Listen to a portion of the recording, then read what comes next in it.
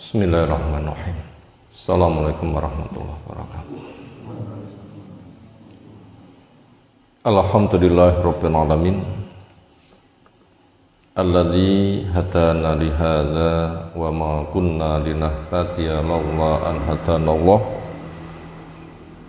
Wa asyhadu an la ilaha illallah wahdahu la syarikalah wa asyhadu anna Muhammadan abduhu wa rasuluh.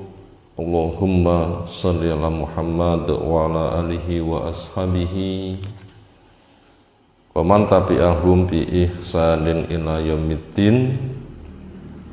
Ya ayyuhalladzina amanu taqullaha haqqa tuqatih wa la tamutunna illa wa antum muslimun. Wa ba'du fa inna asdaqal hadisi kitabullah wa khairal hadyi hadi Muhammadin sallallahu alaihi wasallam.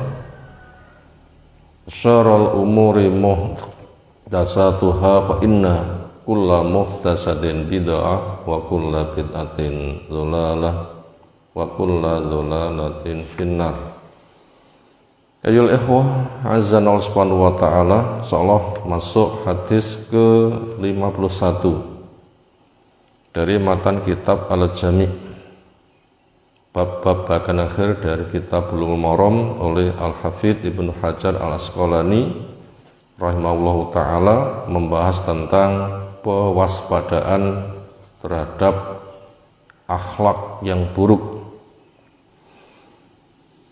Pembahasan akhlak yang butuh untuk kita kenali, karena keburukannya harus kita hindari, adalah berprasangka buruk pada orang lain, dikenal dengan istilah su'udzon. An Abi Hurairah Abdurrahman ibn Sakhar ad-Dawsi radhiyallahu anhu qala bersabda Rasulullah sallallahu alaihi wasallam, iyyakum wadh-dhanna fa inna dhanna akdzabul hadis. Iyyakum naqsudukum, kami bermaksud berbincang dengan kamu. Wadh-dhanna ijtanibu ad-dhanna, jauhilah dhon. Yang dimaksud dhon yang su, prasangka buruk. Kenapa? Fa inna dhonna, karena berprasangka yang buruk itu akdzabul hadis, paling dustanya pembicaraan. Muttafaqun alaih, disepakati atasnya oleh Imam Bukhari, oleh Imam Muslim, semoga Allah Ta'ala merahmatinya. Pelajaran yang bisa kita ambil dari hadis di atas. Yang pertama, kita mengenal namanya su'udzon itu apa, berprasangka buruk itu artinya apa, yaitu menetapkan nilai keburukan pada seseorang berdasarkan dugaan tanpa bukti. Kita ulang, su'udzon, berprasangka buruk itu ialah menetapkan nilai keburukan seseorang tanpa bukti.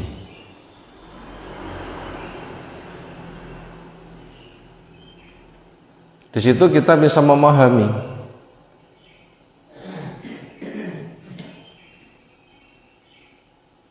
ada seseorang ketemu orang lain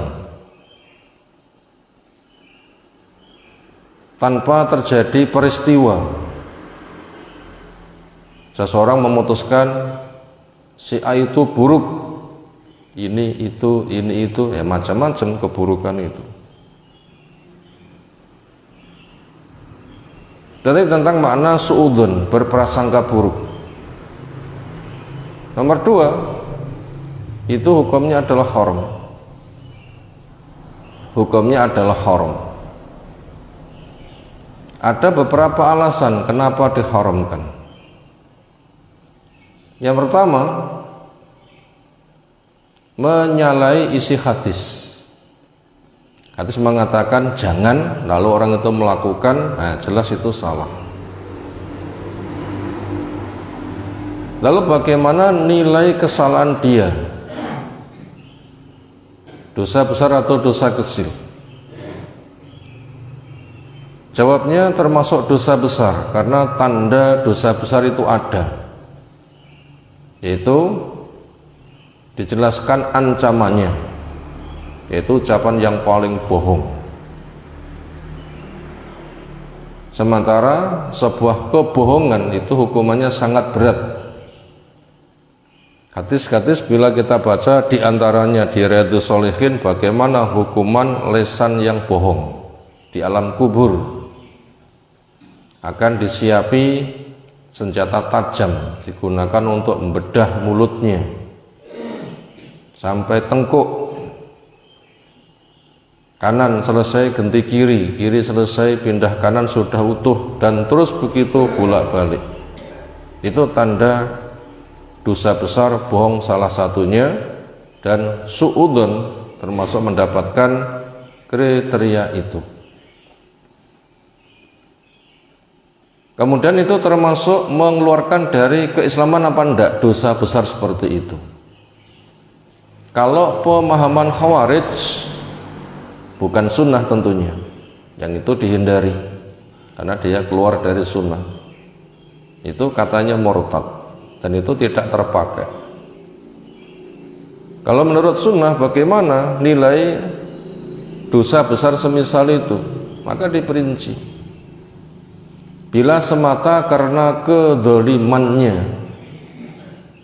orang semata salah, sebenarnya tahu itu tidak boleh, tapi orang salah bisa salah, kadang juga melanggar, itu dosa besar tapi enggak mengeluarkan dari agama. Tapi apabila dia menghalalkannya, sudah jelas-jelas haram, bahkan dosa besar, dia malah bertabrakan. Allah mengatakan haram, dia mengatakan halal. Dan itu sudah dinasihati, tidak boleh, cabut ucapanmu. Ternyata dia itu tidak mau tobat, tetap bertabrakan. Maka yang seperti itu kena kriteria keluar dari keislaman. Lalu pelajaran berikutnya, Islam membimbing kepada kita ketika menetapkan sebuah nilai itu harus memiliki dasar yang kuat. Islam membimbing kepada kita ketika menetapkan suatu nilai itu supaya berdasarkan dasar pertimbangan yang kuat. Kenapa? Karena Allah berpesan wala taqfu ma laisa laka bi ilmun. Kamu jangan berbuat di mana kamu gak punya ilmu. Lah menduga itu kan jelas gak berdasarkan ilmu. Menduga buruk jelas gak ada buktinya. Ini bahayanya sangat besar. Kemudian yang lain berkaitan keputusan, itu adalah termasuk bagian dari wilayah mahkamah, urusan hakim. Nah, sementara yang namanya urusan mahkamah itu harus lengkap antara penuduh, yang dituduh bersama bukti.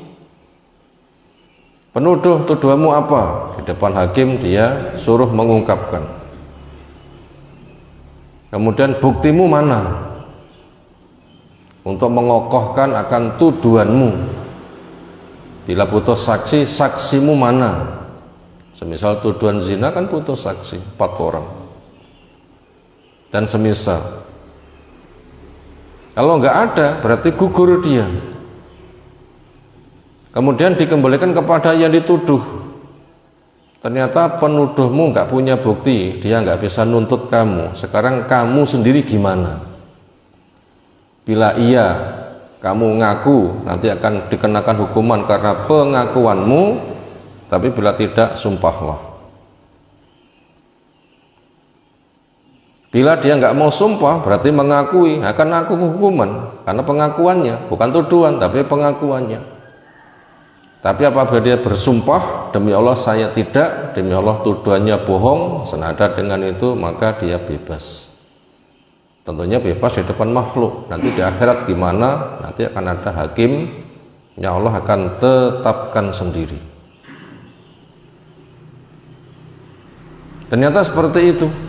Maka dengan demikian setelah kita melihat berbagai macam pertimbangan di atas, maka suudzon, berburuk sangka, betul-betul itu dosa besar dan mengerikan. Maka apabila sudah jelas keterangan orang sengaja membangkang, disitulah dia sedang terkena perangai yang buruk, akhlak yang buruk.